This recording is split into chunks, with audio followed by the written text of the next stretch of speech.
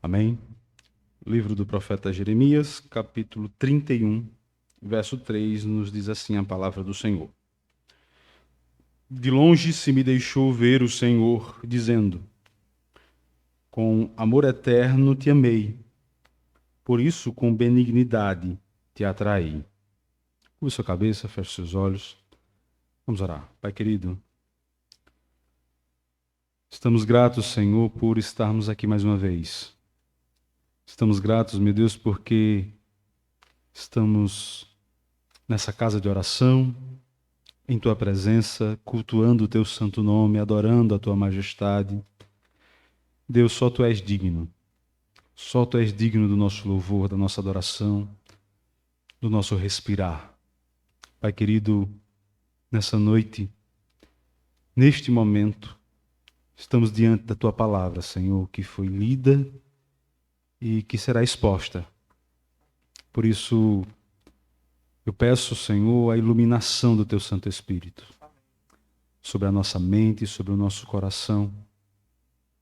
Que o Santo Espírito do Senhor aqueça o nosso coração, prepare os nossos ouvidos para recebermos aquilo que Tu tens para nós nessa noite. Deus, nós somos necessitados do Teu agir, somos necessitados, meu Deus, do Teu despertar. Deus, a Tua igreja precisa da Tua edificação.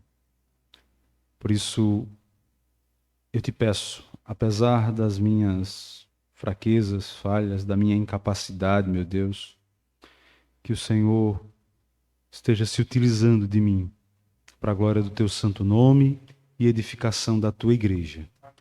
Pai, assim nós oramos em nome de Jesus. Amém. Pode sentar, meus irmãos.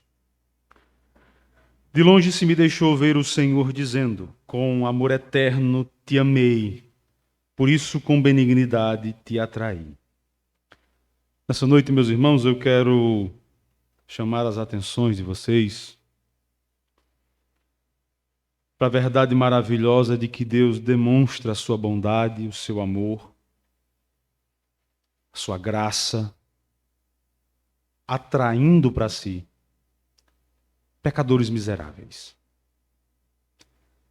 Deus demonstra o seu amor, trazendo para junto dele pecadores imerecedores da sua graça. E é por isso, só por isso, que nós estamos aqui nessa noite. Nós precisamos ter isso em mente. Isso precisa ser o norte do nosso coração. Nós estamos aqui porque o Senhor nos amou. E porque Ele nos amou, Ele nos atraiu para si. O livro do profeta Jeremias, meus irmãos, ele foi escrito pelo profeta Jeremias, muito provavelmente, entre os anos 627 e 580 a.C. As exortações do profeta tinham o objetivo de despertar o povo para o arrependimento. As exortações do profeta tinham como objetivo lembrá-los do que Deus havia dito por intermédio da sua palavra, lá na lei de Moisés. De que se esse povo amado, escolhido, chamado, permanecesse nos caminhos do Senhor, eles seriam abençoados e prosperariam no caminho do Senhor. As exortações do profeta tinham como objetivo abrir os olhos do povo para aquilo que a palavra de Deus dizia lá na lei, de que se esse povo se desviasse dos caminhos do Senhor, sobre eles viriam a ira de Deus, o castigo de Deus. E o castigo, o grande castigo temido, o desterro, o cativeiro. E o profeta, ele não logra êxito, olhando assim com a mente, com os olhos humanos, ele não logra êxito em sua mensagem. O fato é que o povo não se arrepende, O povo continua com suas crendices, o povo diz: templo, templo do Senhor, este é o templo do Senhor. Porventura, Deus estando entre nós vai permitir que alguém nos invada e nos leve cativos para outra nação? As pessoas confiavam em sua religiosidade morta. E o tempo passou e o fato é que, no tempo de Deus, Deus permitiu a Babilônia invadir Jerusalém. Deus permitiu que aquela nação fosse oprimida e escravizada. O texto que nós lemos, meus irmãos, ele se encontra como tema central, como coração de uma seção que se encontra entre os capítulos 30 e 33, que é conhecida pelos estudiosos como o livro da consolação. É um pequeno livro dentro do livro de Jeremias, que tem o propósito de trazer consolo ao coração do povo agora escravizado. Um povo agora conquistado, um povo agora longe de sua terra natal. O propósito desse livro é trazer ao povo essa consolação em tempos difíceis. Deus inicia o capítulo 30, entre os versos 1 e 3, prometendo a restauração da sorte do povo. Deus promete trazer aquele povo de volta à sua terra. Deus promete que a vida voltaria à normalidade de outrora. Esse é o contexto da passagem que nós lemos. Um Deus que ama seu povo, que escolhe o seu povo, que elege esse povo, que dá uma terra a esse povo e que diz: olha, continuem sendo fiéis, continuem me servindo, continuem crendo em mim, para que vocês continuem vivendo assim, na minha presença, desfrutando a minha bênção. Porque se vocês se desviarem dos meus caminhos, se vocês olharem em busca de outros deuses, vocês vão colher ira, castigo. Vocês serão levados por um povo que vocês não conhecem, que falam uma língua que vocês não entendem, e vocês serão cativos. Mas esse mesmo Deus que fala de juízo, ele também fala de consolação. Eu vou trazer de volta o meu povo. Eu vou restaurar a sorte do meu povo. E o ponto central, meus irmãos, desse trecho, desse pequeno trecho que nós lemos, é o fato de que Deus ama o seu povo. E Deus não ama o seu povo como eu amo a minha esposa, por mais que eu a ame. Deus não ama o seu povo como eu amo meus filhos, por mais que eu os ame. Deus ama o seu povo com um amor eterno. Deus ama o seu povo com um amor incondicional. Um amor que não exige condição prévia. E por causa desse amor eterno, por causa desse amor incondicional, Deus sempre atrai esse povo de volta para Ele. Louvado seja Deus por isso. Eu quero, meus irmãos, nessa noite destacar algumas verdades que eu acho importantes e que corroboram com esse ponto central.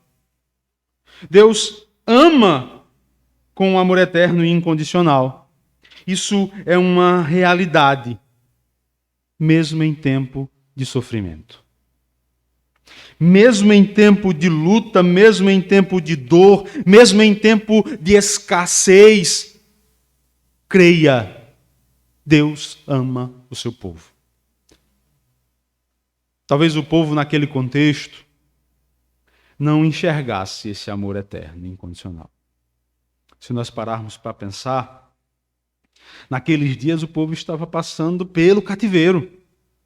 Você imagina o que é você ser arrancado de sua casa? Você imagina o que é você ser arrancado de suas terras? o que é você perder seus parentes mais próximos, o que é você estar no meio de um povo estrangeiro que você não conhece, que você não consegue se comunicar. Você consegue imaginar o que é ser oprimido em terra estranha? Essa era a situação do povo. Muitas pessoas haviam morrido por ocasião das invasões. Israel, Judá, Jerusalém foi invadida por 3 vezes. Em cada uma dessas 3 vezes, o rei da Babilônia leva para a Babilônia cativo uma grande multidão de pessoas. Jovens, crianças, homens, para servirem de escravos nos mais variados escalões da sociedade babilônica. Assim como naqueles dias, naquela situação, naquele sofrimento, alguns hoje, assim como aqueles, podem argumentar: que conversa é essa que Deus me ama? Se Deus me ama, por que eu estou sofrendo? Porque a visão no mundo e dentro de muitas das igrejas ditas evangélicas é essa: se eu sou crente, eu não posso sofrer. Se Deus me ama, então eu não posso sofrer. Mas, meus irmãos, Deus ama o seu povo com um amor eterno e incondicional, e isso é uma realidade mesmo em tempos de sofrimento, mesmo em tempo de crise, mesmo em tempo de luta. E nós, como igreja do Senhor, precisamos confiar e crer nisso. Quando faltar tudo, creia, Deus ainda te ama. Quando você não vê solução, quando você não vê escape, continue crendo, Deus te ama, não se deixe enganar. Deus nos ama com um amor eterno, incondicional. Isso é uma realidade. E essa realidade, meus irmãos, ela pode ser vista em toda a história do povo de Deus. Da igreja do Antigo Testamento, vamos chamar assim. Deus escolhe um homem, Abraão. Deus promete a esse homem que dele seria levantada uma grande nação. E Abraão não era ninguém. As pessoas falam de Abraão como o pai da fé. É verdade. Mas quando Deus chama Abraão, Abraão vive numa terra de idolatria. É dito pelos historiadores que Terá, o pai de Abraão, era um escultor de ídolos, era um construtor de ídolos, era um comerciante de ídolos. Abraão estava inserido num contexto de idolatria, mas Deus foi até Abraão e disse: olha, Abraão, sai da tua terra. Sai dessa parentela. Caminha em direção a uma terra que você não sabe onde é, mas que eu vou te mostrar. E a Bíblia diz, meus irmãos, que Abraão saiu. E Deus faz promessas a Abraão, e a Bíblia diz que Abraão creu. E essa fé de Abraão, esse fato de crer, Paulo vai dizer, foi imputado a Abraão como justiça. Veja que não há em Abraão nada demais. Abraão, como eu e você, foi alguém alcançado por esse amor incondicional. Abraão, como eu e você, foi alguém alcançado por essa graça maravilhosa, por esse amor eterno. E ele creu. Você precisa continuar crendo nesse amor incondicional, mesmo em tempos de necessidade, mesmo em tempo de escassez. Talvez a escassez para você não seja uma realidade, mas muitos de nossos irmãos sofrem escassez. Eu estava agora à tardezinha me preparando para vir para a igreja, na casa do nosso irmão Leandro, e existe um grupo dos plantadores de igreja, dos missionários aqui da igreja, e tem um jovem que eu não sei se os irmãos conhecem, um irmão chamado de Jeú, lá em Moçambique. Está estudando no seminário e o pastor Ari colocou-lo no grupo para que tivesse contato com a gente, com a fé reformada. E ele pediu oração, porque a região da cidade onde ele mora está sendo assolada por um ciclone. E eu não consegui baixar as imagens, tem algumas fotos de algumas casas já destruídas. Muitos de nossos irmãos, nesse momento, estão sofrendo, estão sendo perseguidos, estão sendo assassinados, estão sendo massacrados por sua fé. E isso não pode ser entendido por nós como falta de amor. Que amor é esse? Que Deus é esse que, mesmo amando, permite o sofrimento? Nós vimos hoje pela manhã que todos são pecadores e o sofrimento vem dessa natureza pecaminosa e da necessidade de uma punição pela transgressão original. Não é falta de amor de Deus. Deus continua amando. Deus continua cuidando. Deus continua sustentando. Porque Deus é o governador supremo do universo, o mantenedor de todas as coisas, e porque Ele é amoroso, essas coisas ainda existem. Você está aqui. Porque esse Deus que ama, Ele é misericordioso, e Ele não dá aquilo que o pecador merece. Esse Deus que ama, Ele é gracioso e Ele dá aquilo que o pecador não merece. Nós merecemos o inferno, nós merecemos a condenação, nós merecemos todo o peso da ira do Deus Todo-Poderoso. Mas em sua misericórdia Ele retém essa ira e nos oferece perdão, nos oferece graça, nos atrai para Ele. Querido,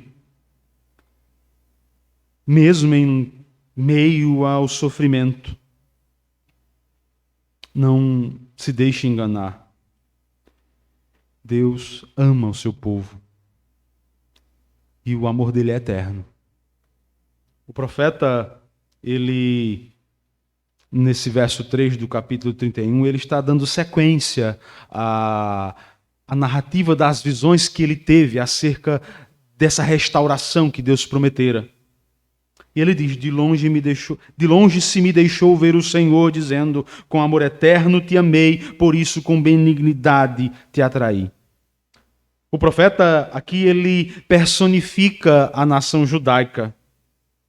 Ele é levado a certa distância da presença de Deus, e de lá ele consegue ver Deus dizendo do seu amor eterno.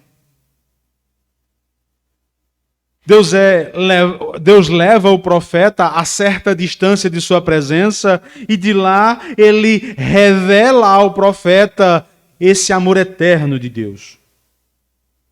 Esse amor incondicional de Deus. E o profeta vê Deus dizendo com amor eterno, eu tenho amado vocês e por isso eu tenho atraído vocês para mim com benignidade. Deus está lembrando ao profeta, ao representante de Israel, aquele que vai levar a mensagem a Israel. Deus está fazendo-o lembrar da sua ação graciosa ao longo da história do povo que Deus amou e escolheu. Calvino, comentando esse texto, ele argumenta que o profeta está sendo lembrado por Deus e que deve repassar isso ao povo, que em um tempo remoto, há um tempo atrás, Jeová nos apareceu. Eu citei Abraão, nós vemos Deus vindo a Jacó, nós vemos Deus preservando Israel no Egito, nós vemos Deus vindo a seu povo por meio de Moisés, nós vemos Deus preservando o seu povo no deserto, nós vemos Deus agindo ao longo da história do seu povo, preservando esse povo, sustentando esse povo, cuidando desse povo e também punindo esse povo. Porque, meus irmãos, o castigo divino, a punição divina, é uma face do amor de Deus. Aquele povo devia olhar para a sua história e se lembrar do amor redentivo, do amor cuidadoso de Deus e se alegrar e confiar na promessa. Isso, meus irmãos, serve de exemplo para nós. Quando a calamidade, quando o sofrimento, quando a dor nos abater, nós precisamos olhar para trás e ver Deus em nossa vida. E saber que assim como Ele cuidou até aqui, Ele vai continuar cuidando até o dia da sua vinda. Aquele que começou em vós a boa obra, disse o apóstolo Paulo aos Filipenses, Ele há de completar, Ele há de aperfeiçoar até o dia do Senhor. Deus é quem está, meus irmãos, sustentando o seu povo. Deus é quem está cuidando do seu povo, porque Deus ama esse povo com amor eterno e incondicional. O salmista no Salmo 126, ele diz assim: quando o Senhor restaurou a sorte de Sião, ficamos como os que sonham. Então a nossa boca se encheu de riso, a nossa língua de júbilo. Então entre as nações se dizia: grandes coisas fez o Senhor por estes. Com efeito, grandes coisas fez o Senhor por nós, por isso estamos alegres. Restaura, Senhor, a nossa sorte como as torrentes de Neguebe. Os que com lágrimas semeiam, com júbilo ceifarão. Quem sai andando e chorando enquanto semeia, voltará com júbilo, trazendo os seus feixes. Diante da crueldade dos algozes babilônicos, o povo devia olhar para Deus. Às vezes falta em nós, meus irmãos, esse senso de reconhecer quem nós somos. Que muitas vezes o sofrimento em nossas vidas é fruto das nossas más escolhas. Deus, usando o profeta, ele disse: do que se queixa o homem vivente? Queixe cada um dos seus próprios maus feitos. Israel estava nessa condição, não é porque faltava amor da parte de Deus, é porque faltou compromisso da parte de Israel, e Deus havia dito: se vocês se desviarem dos meus caminhos, eu vou permitir que uma nação estrangeira venha e assole vocês. Em momentos de dificuldade, de grande dificuldade, em momentos de grande sofrimento, é como se a mente humana se fechasse e se esquecesse de toda a beneficência do Senhor. Veja a história de Israel. Com mão poderosa, Deus liberta Israel do Egito. E aí, pouco tempo depois, por que o Senhor nos tirou do Egito para morrer nesse deserto? Lá nós tínhamos peixe. Lá nós tínhamos cebolas. Lá nós tínhamos fartura. O povo era escravo. Sabe, Faraó oprimia o povo, mas agora o povo estava questionando, reclamando de Deus. O povo não, tão próximo o evento, o povo não se lembrava do grande livramento, por causa de uma dificuldadezinha. Quantas vezes, meus irmãos, por causa de uma dificuldadezinha, nós nos esquecemos dos grandes feitos do Senhor por nós em nossas vidas. Às vezes porque as coisas não saíram do jeito que eu planejei, eu começo a me praguejar e a reclamar e não me lembro mais da graça de Deus em minha vida. Essa era a situação de Israel. Isso acontece, meus irmãos, porque nós não conseguimos entender que, muitas vezes, o sofrimento é o meio divino de corrigir o seu povo. E isso é fruto do seu amor, como eu já adiantei.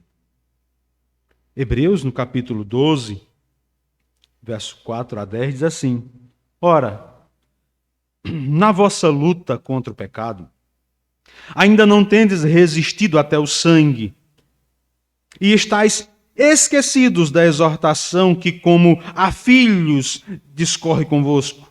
Filho meu, não menosprezes a correção que vem do Senhor, nem desmaies quando por ele és reprovado, porque o Senhor corrige a quem ama e açoita a todo a quem recebe por filho. É para a disciplina que perseverais. Deus vos trata como filhos. Pois que filho há que o pai não corrige? Mas se estáis sem correção, de todos tem se tornado participante, logo sois bastardos e não filhos.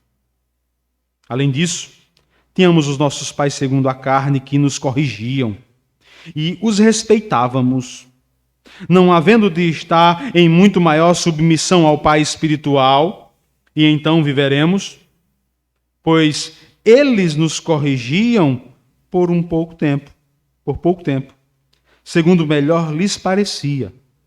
Deus, porém, nos disciplina para aproveitamento, a fim de sermos participantes de sua santidade.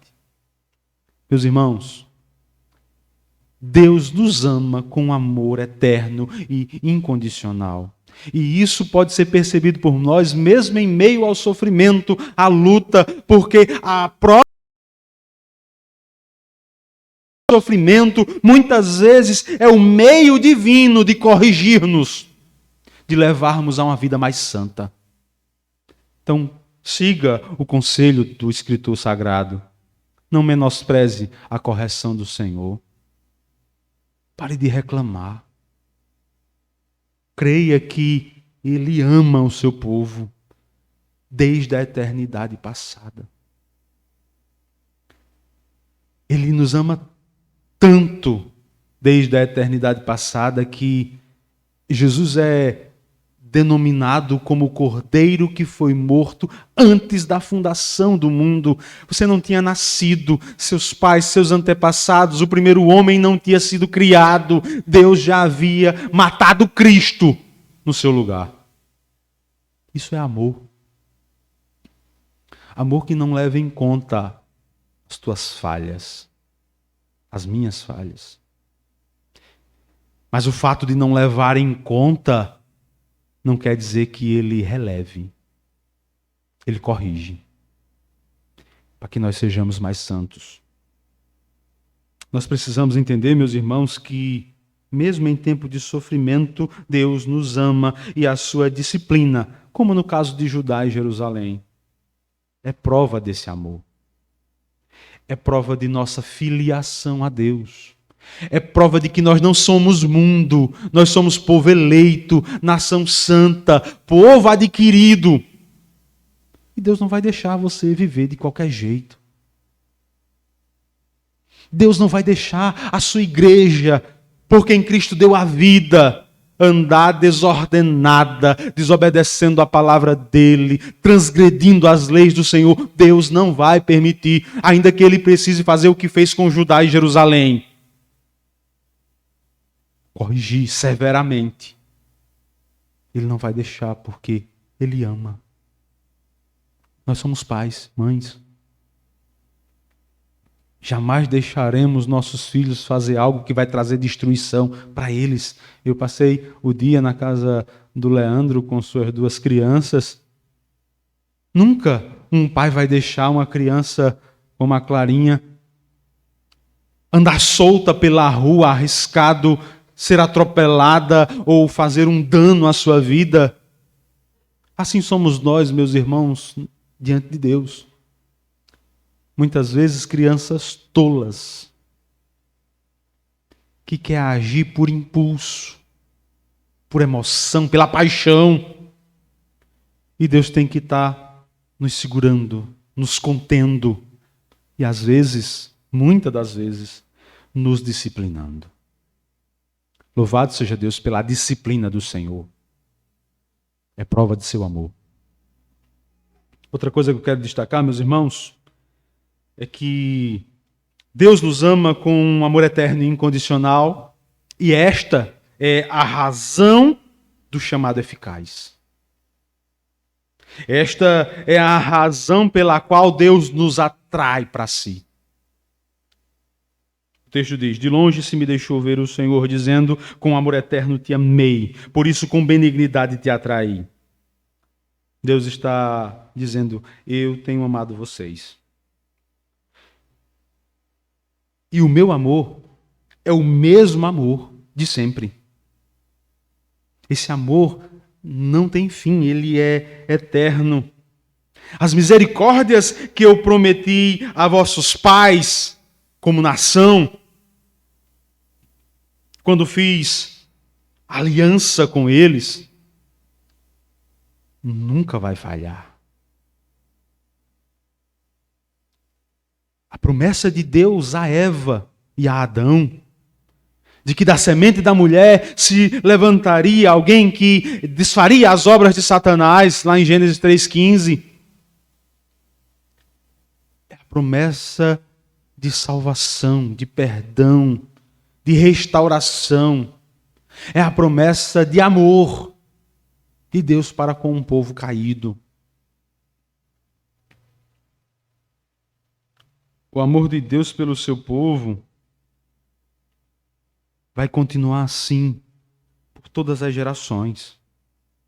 Essa é a razão do seu chamado eficaz. Eu creio muito firmemente na Escritura e na doutrina da eleição de Deus. Da eleição incondicional. Fruto de um amor eterno. Fruto de um amor incondicional. Deus não baseia a sua escolha por nós em bondade alguma, porque não existe bondade em nós. Deus não baseia a sua escolha, a sua eleição em nossa fidelidade, porque não há fidelidade em nós. Pelo contrário, meus irmãos, Deus sabia e sabe que nós somos fracos, que nós somos falhos. Deus sabia e sabe que nós nunca seremos perfeitos aqui nessa terra como seres humanos. Mas mesmo assim Ele nos amou. E a prova desse amor, diz o apóstolo Paulo, é que Cristo morreu na cruz por nós. Deus prova o seu amor para conosco no fato de que Deus morreu por nós pecadores. Isso é amor. Paulo diz assim: poderia alguém dar a vida por um justo? Talvez assim alguém se animasse morrer pelo justo. Mas Deus morreu por nós, sendo nós ainda pecadores. E Ele fez isso, meus irmãos, porque Ele quis. Porque Ele desejou. Não porque você é bonzinho. Não porque Ele viu que você ia aceitar. Não porque Ele viu que lá na frente o irmão Wellington ia ser um bom pai de família, ou um bom obreiro, ou alguém que tem algum esforço. Deus não viu isso porque isso não existe. Nem em mim, nem em você.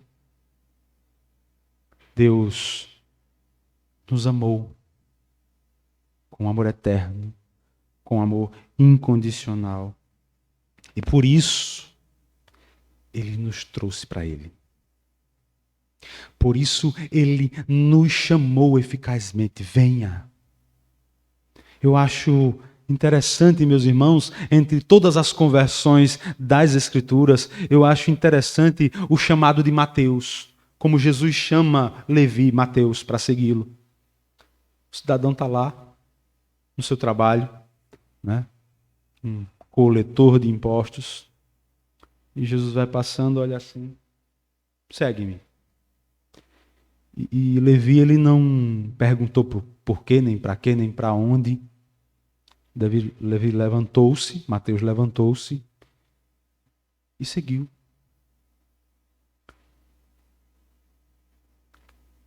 Jesus disse: as minhas ovelhas, elas ouvem a minha voz. Eu as conheço. Elas me seguem. Você está aqui nessa noite porque o Espírito Santo te trouxe. Um dia você veio a Cristo porque o Espírito Santo falou ao teu ouvido e você ouviu a voz do seu bom pastor e ele lhe chamou e isso foi irresistível. Isso é chamado eficaz. Fruto de um amor eterno. Fruto de um amor incondicional. Que não leva em conta as suas fraquezas, que não leva em conta a sua miséria, que não leva em conta o seu pecado, mas simplesmente ama e dá a vida para fazer de você uma nova vida, para fazer de mim uma nova vida. Há uma chamada externa que é fruto da pregação, da exposição da palavra de Deus. E essa chamada interna, ela é geral. Vinde todos os pecadores e arrependei-vos, porque é chegado o reino dos céus. Mas, meus irmãos, há também uma chamada interna. Uma convocação que a gente sente lá, que a gente sentiu lá na alma. E que não havia outra resposta senão: Senhor, eis-me aqui. Eu preciso, porque sem isso eu estou perdido. Essa vocação interna, ela é eficaz porque ela é produzida, ela é feita pelo Espírito Santo de Deus. É aquilo que nós chamamos de um novo nascimento. O apóstolo Paulo diz que nós estávamos outrora mortos em nossos delitos e pecados, mas ele nos deu vida. E quando ele nos deu vida, nós ouvimos a sua voz e nós o seguimos, porque ele é o nosso bom pastor e ele deu a vida dele no lugar da minha vida, no lugar da sua vida.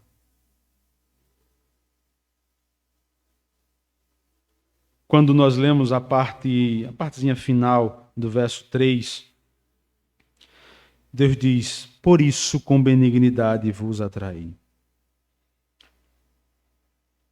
Nós somos levados a entender que Deus chama, Deus atrai para si aqueles a quem Ele ama.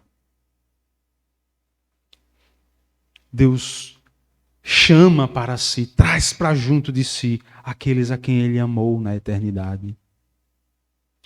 E esses que são a igreja do Deus vivo, podem desfrutar a presença graciosa de Deus aqui e infinitamente mais potencializada na eternidade. Você está aqui, você tem ouvido a palavra de Deus, você tem se achegado a esse Deus, porque Ele está atraindo você para Ele. Não é porque você é bonzinho e acordou hoje e disse assim: hoje é domingo, eu vou para a igreja. É porque a cada dia Deus está te atraindo para junto dele. A cada dia Deus está trazendo a sua igreja para mais perto dele, para uma intimidade maior com ele, para um conhecimento verdadeiro de quem Deus é. Por último, meus irmãos, Deus nos ama com amor eterno e este é o motivo pelo qual Ele redime e restaura o seu povo. Capítulos de 30 a 33 transmitem essa consolação de Deus para um povo num período de aflição. Uma promessa de restauração. Uma promessa de remissão. O povo estava cativo na Babilônia e ficaria ali por 70 anos. E Deus, de fato, redimiu, restaurou esse povo. Conforme os versos de 4 a 10 que dizem assim. Jeremias 31, de 4 a 10. Ainda te edificarei, e serás edificada, ó Virgem de Israel. Ainda serás adornada com teus adufes e sairás com coro dos que dançam. Ainda plantarás vinha nos montes de Samaria. Plantarão os plantadores e gozarão dos frutos, porque haverá um dia em que gritarão os atalaias na região montanhosa de Efraim. Levantai-vos e subamos a Sião, ao Senhor nosso Deus, porque assim diz o Senhor: cantai com alegria a Jacó, exultai por causa da cabeça das nações, proclamai, cantai louvores e dizei: salva, Senhor, o teu povo e restaura o restante de Israel. Eis que os trarei da terra do norte e os congregarei das extremidades da terra. E entre eles também os cegos, os aleijados, as mulheres grávidas e as de parto, em grande congregação, voltarão para aqui. Virão com choro e com súplicas. Levarei, guiá-los-ei aos ribeiros de água, por caminho reto, que não tropeçarão, porque eu sou o pai para Israel, e Efraim é meu primogênito. Ouvi a palavra do Senhor, ó nações, e anunciai nas terras longínquas do mar, e dizei: aquele que espalhou a Israel, o congregará e o guardará como pastor ao seu rebanho, porque o Senhor redimiu a Jacó e o livrou da mão do que era mais forte do que ele. Veja que o texto, meus irmãos, faz uma promessa de redenção. E Deus cumpre, meus irmãos, essa promessa cabalmente. O relato bíblico nos informa de que exatamente 70 anos depois do cativeiro, Deus traz de volta o seu povo à terra prometida. Deus restaura a sorte, Deus quebra os grilhões daquela nação opressora. Mas o que escravizava Israel, meus irmãos, não eram os grilhões dos babilônios. Eram os grilhões do pecado. O que escraviza a humanidade são os grilhões do pecado. E Deus sabe disso. Deus fala de libertação do povo, de remissão do povo, de restauração do povo, e Deus está anunciando algo mais profundo. Restauração, remissão dos pecados, perdão de uma vida de pecado conquistado na cruz de Cristo. Jesus é o remidor dos eleitos de Deus. Jesus é o resgatador daqueles que Deus amou com um amor eterno. Daqueles que Deus atraiu para si, é Jesus quem paga a dívida. As Escrituras falam do mistério da salvação, falam do mistério do perdão de Deus por meio de muitos símbolos, de alguns conceitos. Libertação, justificação, expiação, perdão, reconciliação, vivificação, adoção. E a Bíblia fala também, usa também a figura expressa na palavra redenção, que significa pôr em liberdade. A ideia de que existe alguém escravo e um preço precisa ser pago para libertar aquele escravo. Foi isso que Jesus fez com o seu povo, com a sua igreja. Não por causa dos grilhões da Babilônia, por causa do pecado, por causa da transgressão, por causa da rebeldia contra Deus. O ser humano é por natureza rebelde contra Deus. Esse é o pior grilhão. Essa é a pior corrente que aprisiona e que faz homens e mulheres se entregarem à devassidão, à imoralidade, aos vícios, à perdição. E Jesus, o Redentor, o Libertador, o guarda de Sião, ele vai na cruz, ele sobe até aquela cruz e ele recebe peso da ira de Deus que era para ser derramado sobre os nossos pecados, sobre as nossas vidas. Ele sofre toda a ira do Todo-Poderoso no meu e no seu lugar. Ele paga plenamente e cabalmente o preço para pôr você e a mim em liberdade. Isso é amor eterno, é amor incondicional, que atrai para si e que paga o preço. Hoje, nós podemos dizer como Paulo: nenhuma condenação há para os que estão em Cristo Jesus. Porque Jesus pagou o preço. Quem, pois, intentará acusações contra os escolhidos de Deus? É Deus quem os justifica. Nós recebemos de Deus, meus irmãos, em Cristo, uma declaração de justos. Não porque somos justos, mas porque o justo pagou a nossa dívida. E eu só preciso crer nesse sacrifício. Eu só preciso depositar a minha fé nesse autor e consumador da fé. Eu só preciso me entregar a Ele. Eu só preciso confiar nesse amor que é eterno, que é incondicional e que foi me buscar lá onde eu estava, no lamaçal do pecado. E me trouxe para junto de si.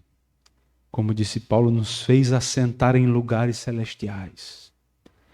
Nos fez herdeiros de Deus e co-herdeiros com Cristo.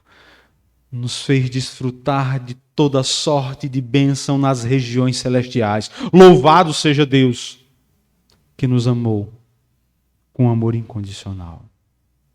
Louvado seja Deus que nos ama com amor eterno. Louvado seja Deus que nos atrai para si. E Ele mesmo paga a dívida que era minha e que era sua. Diante disso que nós vimos, meus irmãos, só há uma aplicação. Creia, confie, espere em Deus, porque o amor dele não falha, não muda, é eterno. Vamos ficar em pé. Eu quero orar. Soberano Deus e Pai eterno, rendemos graças a Ti, Senhor, por esse amor que excede o entendimento. Rendemos graças a Ti, Senhor, por essa convicção que arde o nosso coração de que Cristo morreu na cruz para pagar a nossa dívida. E que essa é a prova cabal do Teu amor. Graças Te damos, meu Deus, porque estamos aqui atendendo ao chamado do Senhor. Tu tens colocado a fé em nosso coração. E somos gratos a Ti por isso. Deus, eu não tenho dúvida que a Tua salvação foi dispensada sobre nós pelos méritos de Cristo. E que Cristo nos sustenta com suas mãos poderosas até aquele grande dia. Amém. Louvado seja o Teu nome, meu Deus. Assim nós oramos e Te agradecemos em nome de Jesus. Amém. Deus abençoe. Pode sentar.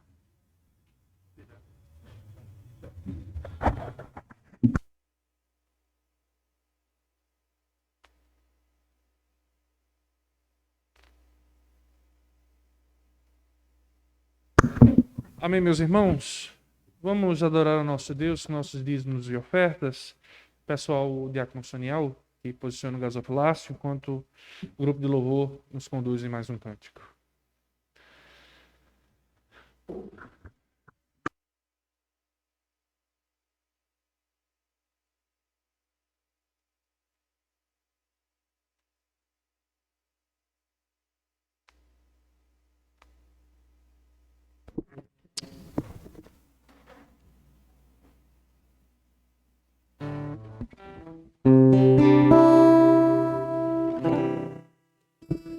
Meu Jesus, em breve voltará.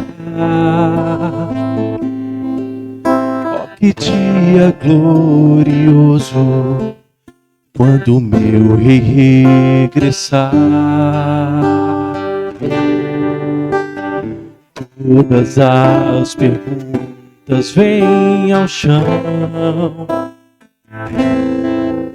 não existem mais porquês, a resposta é Jesus. Meus anseios e pecados não podem mais. Quer mais um segundo que eu tenha a te ofertar.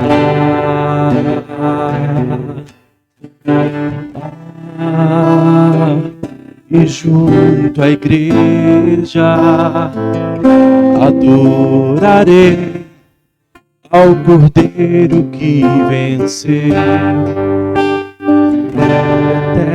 eternamente em alegria. Os seus remidos louvarão sua perfeição. A esperança não espera mais, o peregrino encontrou seu lar em Cristo.